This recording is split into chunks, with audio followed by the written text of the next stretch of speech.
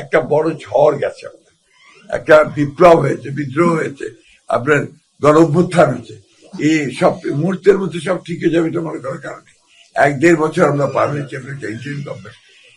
এরা একটা ইলেকশন দিয়ে গেছে, ইলেকশন করে একটা গভর্নমেন্ট হয়েছে, ইলেকটেড গভর্নমেন্ট হয়েছে। এটা একটা বড় অ্যাচিভমেন্ট।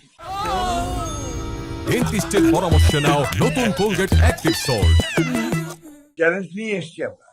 চ্যালেঞ্জটা হচ্ছে টু বিল্ড দ্য নেশন। আমাদের প্রধানমন্ত্রী, মাননীয় প্রধানমন্ত্রী যিনি আমাদের এখন নেতৃত্ব দিচ্ছেন, তার প্রথম কথাটি ছিল বাংলাদেশে নেমে যে আই হ্যাভ এ প্ল্যান, আমার একটা পরিকল্পনা আছে। এবং সেই সঙ্গে সেই পরিকল্পনা বাস্তবায়ন করার জন্য তিনি তার মন্ত্রিসভা ইতিমধ্যে গঠন করেছেন এবং সেই মন্ত্রিসভা তার পরিকল্পনা বাস্তবায়ন করবে, বাংলাদেশের মানুষের সমস্যাগুলো সমাধান করার চেষ্টা করবে এবং বাংলাদেশকে এগিয়ে নিয়ে যাবে সামনের দিকে। ডেমোক্রেসি হচ্ছে আমাদের প্রধান আপনার মানে কি বলে ইনগ্রেডিয়েন্ট, যাকে নিয়ে আমরা সামনে এগোতে চাই। অর্থাৎ আমাদের সবকিছুর মধ্যেই আপনার গণতন্ত্র থাকবে, আমরা সেই গণতন্ত্র সামনে, বিশেষ করে আপনাদের মিনিস্ট্রি, লোকাল গভর্নমেন্ট মিনিস্ট্রি, এটা পুরোপুরি মানুষের সঙ্গে সম্পর্ক, একেবারে গ্রাসরুট পিপলের সঙ্গে। আমার একটা অ্যাডভান্টেজ আছে, আমি কিন্তু একসময় নিজে আপনার লোকাল গভর্নমেন্টে ছিলাম। শাহ আলম সাহেব আমাদের মধ্যে যিনি স্টেট মিনিস্টার, উনিও লোকাল গভর্নমেন্ট ছিলেন। আমরা এই জিনিসগুলো কিন্তু কিছু ধারণা আছে আমাদের।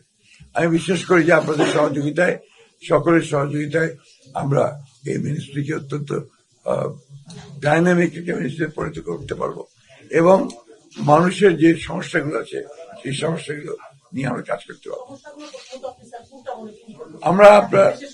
আমরা তো আপনারা জানেন আমাদের প্রধানমন্ত্রী তিনি যে কয়েকটা 8টা আমাদের দিয়েছেন আপনার যে ফ্যামিলি কার্ড দেওয়া, তারপর কৃষকদেরকে আপনার সহযোগিতা করা, এগুলো অনেকগুলো আছে। সেই সঙ্গে আপনার যেটা আপনার আছে যে আপনার সোশ্যাল যে আপনার সিকিউরিটি, এই বিষয়টা আপনার অত্যন্ত জরুরি, যেটা আমরা আমাদের মন্ত্রণালয়ের সঙ্গে অনেকগুলো আপনার জড়িত থাকবে ভবিষ্যতে। আগের যে অবয়বটা ছিল পুরো অবয়বটা নাও থাকতে পারে, এর সঙ্গে নতুন কিছু আসতে পারে। চিন্তা ভাবনাগুলো আমরা যেগুলো করেছি সেভাবে আমরা এগুলো পারি সামনে। আমাদের আপনার আইন শৃঙ্খলা পরিস্থিতি আগের চেয়ে অনেক ইম্প্রুভ হয়ে যায় মনে করি। আপনার আপনি অর্থনীতি, আপনার মাইক্রো যেটাকে বলে আপনার ম্যাক্রো ইকোনমিক স্টেবিলিটি, এটা অনেকটা এসছে। ব্যাংকটা তো অনেকটা কন্ট্রোলে এসছে। এগুলো তো ধ্বংস হয়ে গিয়েছিল।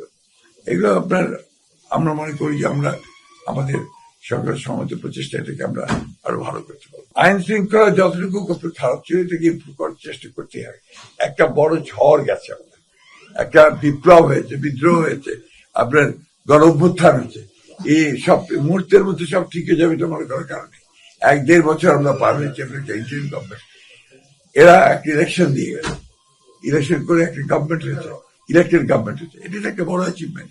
আমি তো মনে করি যে that's also very big achievement. এটাকে কিন্তু আপনার এটা কিন্তু জাতীয় আন্তর্জাতিক ভাবে সবাই বলছে এটা ইনক্লুসিভ ইলেকশন হয়েছে এবং এটা ইনক্লুসিভ ইলেকশন হয়েছে বলেই আজকে এটা অ্যাকসেপ্টেবল টু অল হয়েছে সকলের কাছে। এগুলো দুর্নীতিগত প্রতিষ্ঠানগুলোর দায়িত্ব নিচ্ছে দুর্নীতি দূর করার জন্য।